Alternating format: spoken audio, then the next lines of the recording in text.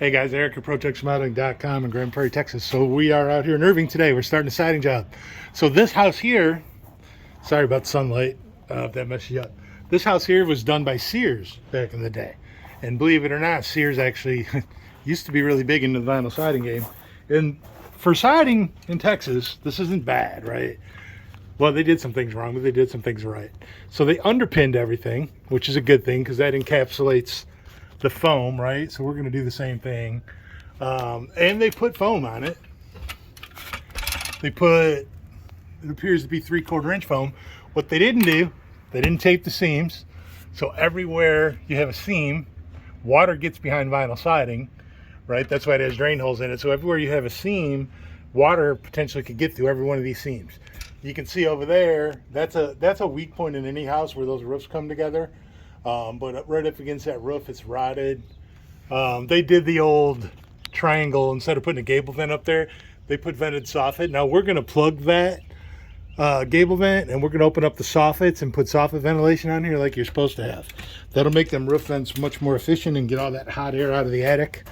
It looks like, she told me these are Anderson windows that her neighbor did. Caulking's kind of rough, so we might go through here and recaulk these windows for her just to make them look better and clean them up a little bit. Doesn't take but a minute. Hit them with some lacquer thinner. So over here you can see they did a little bit of repair, so there must have been a leak here before Sears got to it, but there's still some signs of some water getting in here. This board's all, what's the word, cattywamper, is that a word? But like this here is no good, right? Because when I go over that with aluminum, you're going to see that. So we're gonna replace that. There actually is a gap right there where that J channel is, but they had that gap blocked with J channel, so that'll help get some air in there as well. They had siding. I'll show you on the front over here. I don't know if we're gonna do siding or if we're gonna put aluminum capping there. I'm gonna run, oops, sorry about the finger. We're gonna run seamless gutters, our Texas Rain Handler gutters with the 3x4 downspouts and the big outlets, and I'll probably put some screens up here for her. So over here we just got old cable, phone lines, that kind of stuff. My bell, koi pine. That is nice. That is pretty sweet koi pine. Might as well show you. So we're tearing all this off. We're gonna redo around the garage doors. A lot going on under here. New gutters over here, new shutters. Gonna take that downspout. We're gonna move it to this side of the fence where it should be and give some water to the plants. So this is what it looks like. This is what it looks like on the Sears job. Now, there's some things that happen on this siding. Down here, it's a good example. So you can see that panel. Gotta find my finger. That panel's unlocked. Some other panels are coming unlocked. Their starter is kind of loose on the wall. They didn't, starter strip's got a top and a bottom nailing slot. They nailed it at the top instead of the bottom, so it's not holding it tight. But overall, they did a decent job. Oh, the other thing, look at the nail pattern. So when you nail fascia board on this aluminum capping here, I bend all this by hand. So we put 2 nails there, 1 nail in the middle. 2 nails, 1 nail. 2 nails at the seam, 1 nail. Here they got 1 nail at the seam, and then you don't see another nail till you get all the way up there, which is probably 10 feet to the next seam. So you got 2 nails holding that metal on.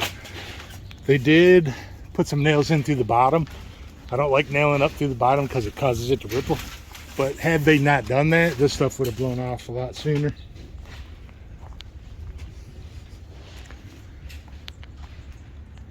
Same thing up there. You can see all that siding going up there. That's all unlocked. So that's just starting to fall off.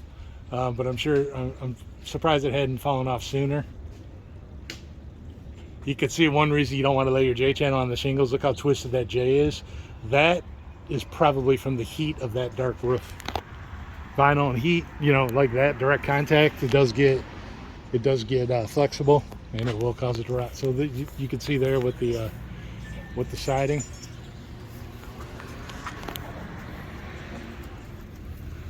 Wait till you see what it looks like in 2 weeks.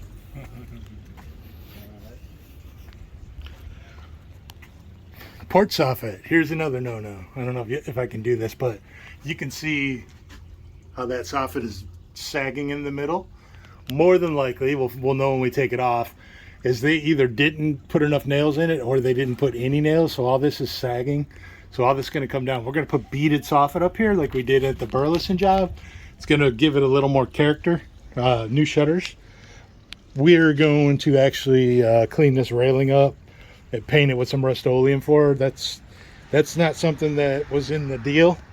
She didn't ask us to do it. I'm just doing it as a thank you and because it needs to be done. I do that kind of stuff for my customers, believe it or not.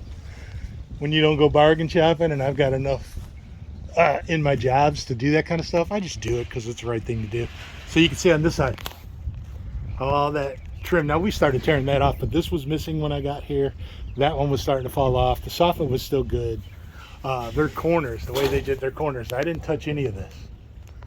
But the way that corner is right there, that's a no-no. The way that's just J-channel's broke. So I'll show you how we do these corners when I get ready to start hanging our stuff. They do have a little bit of vented soffit. What we're going to do is we're going to take a circular saw and we're going to open up this whole run, all 35 feet of this. I think at best she might have a vent right there where the perforation is. That's nowhere near enough ventilation. When you got overhangs this big in a 50-foot run, you need to open these things up. You cannot ever have enough soffit ventilation. You can never have too much soffit vents. You can always have not enough exhaust. Now on this house, you can see there's a whirlybird up there that's not turning. This is a perfect house to put a ridge vent, right? So hopefully the roofer that does this next has got enough sense to know what they're looking at.